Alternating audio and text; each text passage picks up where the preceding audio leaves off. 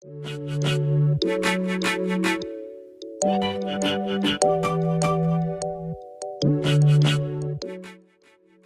everyone, my name is Safwat Solaiman and welcome to my channel.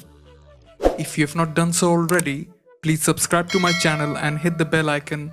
It means a lot to me. In the light of COVID-19 pandemic that has hit the world so bad, most countries had to shut down some if not all of their economic operations. Amongst the most hit sectors was the air travel sector. It was amongst the earliest to shut down as soon as the virus news spread.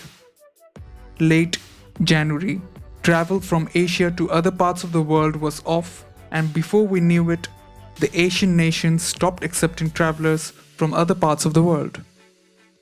As the virus moved across Europe, it was becoming obvious that traveling anywhere altogether was just taking a big risk. Travelers started cross-checking the importance of their travel to know if they should do it or not. Soon enough, it became apparent that they were not going to be traveling anywhere anytime soon. Governments around the world began requesting border closures so as to prevent further spread of the virus. People stopped buying air tickets altogether, and one that proved most devastating for airlines was the fact that people couldn't buy tickets for future travels, since they weren't so sure how long the pandemic would last. This was carnage for airlines. Nations entered lockdown with no early sign of reopening. Air travel died down drastically as air routes were suspended indefinitely. This was the lowest lows for airlines. A lot of them went bankrupt.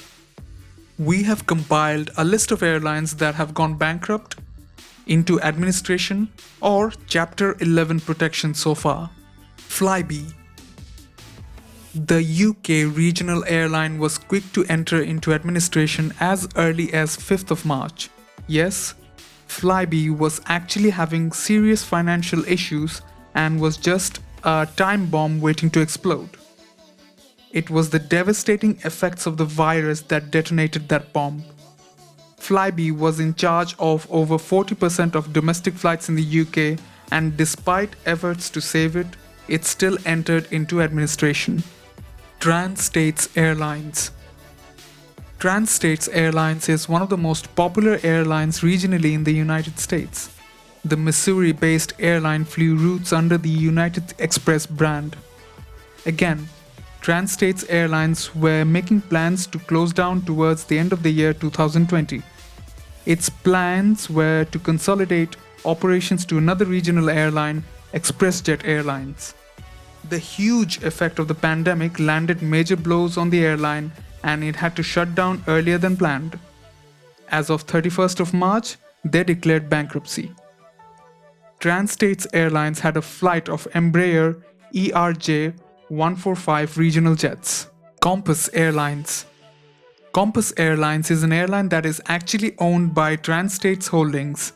Like its sister airline, Compass Airlines has seen less and less service since the pandemic and consequently decided to fold. Virgin Australia. On April 21, 2020, Virgin Australia entered into voluntary administration. This, as stated earlier, is equivalent to bankruptcy.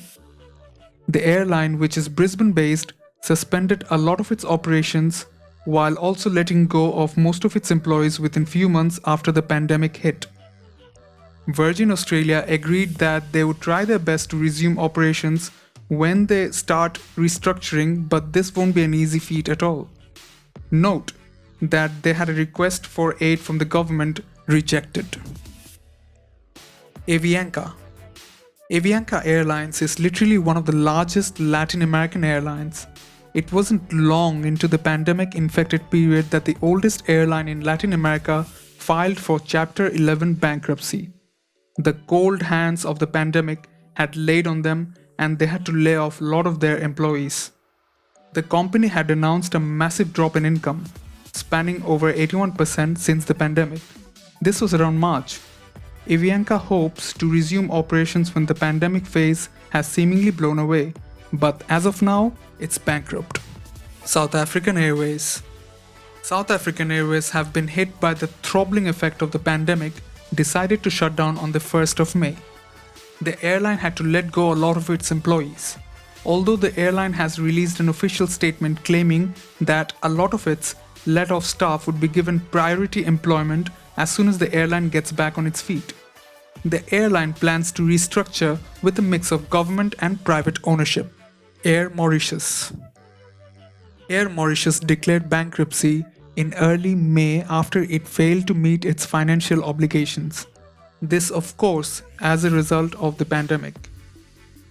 According to the airline's official statement, they will not resume international air travel anytime soon, and all other normal activities have been shut down till the end of the year 2020. Miami Air International. Miami Air International had filed for Chapter 11 during the starting phase of the pandemic early January. The effects of the pandemic were becoming harsh on the airline, and after 29 years of service, the airline decided to finally fold. A lot of staff were let go since the airline couldn't get any suitable buyers. For an airline that boasted of an entire fleet of Boeing 737s configured in a single class, each having around 168 seats, the pandemic must have really hit Miami Air International very hard. Air Deccan. Air Deccan is one of India's largest regional airlines in terms of low-cost carriers. The airline, with all its high status, was the first Indian airline to declare bankruptcy due to the pandemic. As of April 14th, the airline announced that they would cease operations indefinitely, considering their financial situation, which was brought about by the effects of COVID-19. The airline let go a lot of its employees by sending emails to them. This was just a list of some of the airlines that would compile. There are few more airlines out there that have declared bankruptcy or gone into administration due to the daunting effects of the pandemic since the turn of the year.